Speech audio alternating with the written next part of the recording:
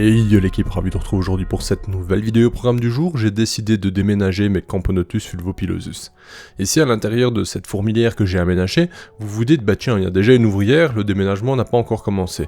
C'est d'ailleurs ce que je fais à chaque installation, chaque déménagement, je mets quelques ouvrières dans le nouveau nid pour me rendre compte comment ça se passe, est-ce que tout va bien, est-ce que ce nid est en bonne santé, qu'il n'est pas, je ne sais pas moi, intoxiqué par un produit quelconque, et donc ici elles ont passé 24 heures à l'intérieur et je constate que tout va bien. Mise en place donc du Lubi qui n'a pas très bien fonctionné, figurez-vous, pour mes fulvopilosus. Ici, rassurez-vous, ce que vous voyez dessus, c'est uniquement des résidus du taurus, parce que j'ai fait un traitement, j'en parlais dans la précédente vidéo, et en fait le Lubi ne m'a pas donné de satisfaction. Soyons clairs, le couvain a drastiquement baissé, j'ai eu très peu de nouvelles naissances, en fait ça correspond pas actuellement à leurs attentes, ça ne répond pas à leurs exigences, j'ai envie de dire, en espérant que leur nouvelle fourmilière leur plaira bien mieux. Je sais déjà que certains penseront qu'il est bien trop grand comme nid, rassurez-vous, j'ai déjà fait des tests avec ces fourmilières-là, je les ai déjà bien poncées, et ça fonctionne méga bien, même si on a l'impression que c'est trop grand. Faut pas se tracasser, elles vont le remplir rapidement, ça devrait bien mieux aller prochainement. Alors, Camponotus fulvopilosus, bon, une espèce africaine, vous connaissez un peu, pour ceux qui ne connaissent pas, c'est une espèce exceptionnelle qui malheureusement est relativement rare et onéreuse, mais ça reste une très jolie fourmi qui donne, je pense, envie à beaucoup de personnes dans le domaine. Ici, vous le voyez, je mets en place donc ce déménagement, j'ai donc mis le raccord. La nouvelle fourmilière, qu'est-ce que j'ai fait? J'ai fait sauter la dalle qui était présente parce que la teinte qui a été donnée au plâtre était horrible et déjà l'odeur c'était misérable également. Ça dégageait une odeur vraiment horrible, donc j'ai tout cassé. J'ai mis de l'excavator que j'ai bien humidifié et que j'ai donc fait cet arrondi que vous avez vu comme entrée, qu'on reverra dans les images. Et ensuite, j'ai tout simplement mis mon substrat Exotera. J'ai fait une petite impression, mais j'étais pas satisfait, donc je me suis dit, bon, je vais faire un autre aménagement. J'ai cassé des bâtonnets, je les ai mis directement à buter contre ce raccord, que vous allez voir dans un instant. Je les laisse découvrir, parce que pour elles, forcément, c'est l'interrogation. Qu'est-ce qui se passe? Elles comprennent pas. Sachant que, mine de rien, Camponotus fulvopilosus, c'est une espèce qui réagit bien, qui a un comportement relativement agressif, à savoir que ça ne pique pas, ça mord uniquement, et encore, c'est pas bien dramatique.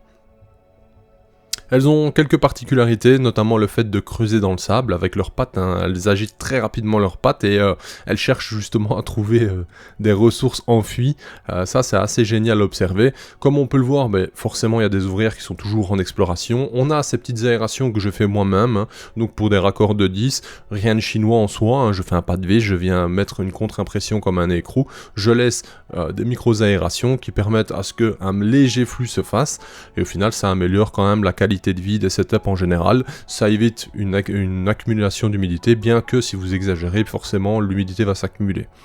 Ici donc, qu'est-ce qu'elles font? C'est la découverte, mais prêtez bien attention au nombre de cailloux présents dans cette aire de chasse pour l'instant. Je fais donc ce que j'ai à faire, donc voilà, je les filme un minimum, je vous laisse voir comment ça se passe, je remarque de jeunes ouvrières, d'autres plus anciennes, etc. Bref, j'apprécie un peu leur découverte des nouveaux lieux. Ici, elle, par exemple, elle fait la découverte du tuyau de raccord, du tuyau de raccord d'ailleurs qui n'est pas optimal, c'est un raccord en 10 mais qui est en 8 intérieur. On peut trouver du 9 intérieur, mais malheureusement, c'était plus disponible. Bref. Je laisse faire, je me dis, voilà, j'ai des choses à faire, vous savez que j'ai des enfants notamment, donc je redescends de ma pièce d'élevage, je m'occupe de ceux-ci, et je me dis, écoutez, dans tous les cas, je vais leur laisser le temps, demain, ce sera déjà... Enfin, on espère que demain, ce sera le grand déménagement, donc je ne reste pas aux aguets pour filmer vraiment le moment où la reine décide de bouger, etc. À savoir que ça prend pas mal de temps des fois, il y a des fois, elle ne déménage jamais, il y a des fois, ça se fait en 10 minutes, donc vraiment, c'est impossible de savoir. Donc voilà, je décide de bouger, et je vous laisse découvrir le lendemain.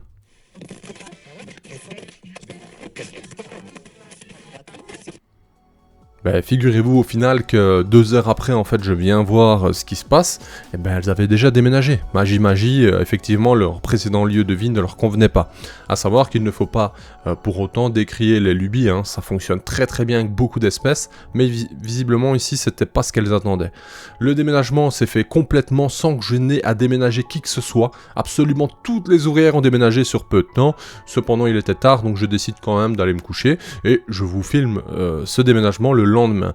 J'ai mis en place des gamelles que je fais également, comme vous voyez, hein, donc gamelles que j'utilise pour pas mal de choses, liquide sucré, de l'eau également, j'y rajoute des cailloux en fait, je rajoute des cailloux que j'ai bien nettoyés au préalable, ça permet aux fourmis de s'abreuver, et pour celles qui peuvent s'abreuver dans des abreuvoirs comme ceux-ci que je fais de nouvelle génération ou les anciens, je leur mets tout simplement des abreuvoirs en général. Ceux-ci c'est vraiment ma nouvelle version on va dire, il n'y a rien de chinois, mais ça permet à ce que vraiment toutes les fourmis puissent boire facilement et quand elles le désirent. Alors attention, il peut y avoir un bémol, c'est que l'évaporation se fait naturellement et plus fortement. À savoir que si ce n'est pas sur une chauffe directement ou autre, c'est quand même relativement modéré, donc pas d'inquiétude. Ici, regardez donc tous ces fameux cailloux que je vous avais parlé précédemment, on peut observer qu'elles ont décidé de les rentrer pour réduire, je vais dire, l'espace notamment d'entrée de leur nid. Bon, s'il y en aurait plus, elles réduiraient encore plus, je pense que je ferai l'effort d'en remettre plus tard. On peut voir qu'elles ont investi les lieux, comme je le disais également, ça fait un peu vide, hein, on se dit waouh, c'est trop grand pour elles, mais rassurez-vous, ça va aller, faites-moi confiance, je ne me tracasse même pas. Je pense que l'activité, la reprise de la ponte devrait agir très rapidement. Madame la Reine se présente ici d'ailleurs. On peut voir qu'au final on a une petite population de, je sais pas moi, 100, 150 ouvrières, quelque chose comme ça. Ce n'est pas encore énorme, sachant que Camponotus fulvopilosus va vraiment bombarder par la suite, mais je pense sincèrement que cette fourmilière leur donnera de meilleures performances, ce sera nettement mieux pour elles. J'ai d'ailleurs utilisé cette fourmilière pour pas mal d'espèces. Une qui est quand même délicate, c'est Camponotus atriceps, elles ont des besoins particuliers, que ce soit humidité, etc. S'il y a une absence d'humidité ou une trop forte humidité, c'est la perte de la colonie. Enfin, il y a pas mal de facteurs qui peuvent entrer en jeu. J'ai utilisé cette fourmilière pour Arpegnathos venator, ça m'a donné des résultats exceptionnels. Vraiment, c'était incroyable. Vous vous rappelez certainement les anciens de ma très grosse colonie. Et j'ai utilisé pour aussi d'autres fourmis très simples, comme Fetchenkoi et autres, et franchement, ça marche généralement très bien. Du coup, vous le voyez, hein, j'ai choisi de mettre la partie grillagée au-dessus de l'abreuvoir en anticipant justement la potentielle évaporation.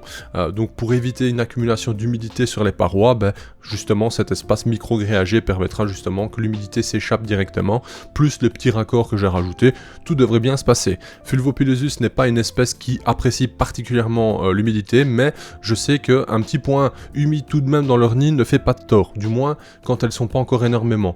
Lorsqu'elles sont beaucoup en termes de nombre, 1000, 1500, 2000, qu'importe, à ce moment-là, l'évaporation naturelle de leur propre métabolisme, leur corps, suffit à gérer une certaine hygro dans leur nid. Donc voilà, c'est des détails qui sont importants de savoir quand même, je pense. Enfin bref, je trouve que cette nouvelle fourmilière leur ira à ravir, j'espère en tout cas. Ce sont des nids qu'on peut trouver sur AliExpress, mais également sur des boutiques en Europe. Ça coûte un certain prix quand même, on commence à 70-80 € minimum, plus les frais, etc.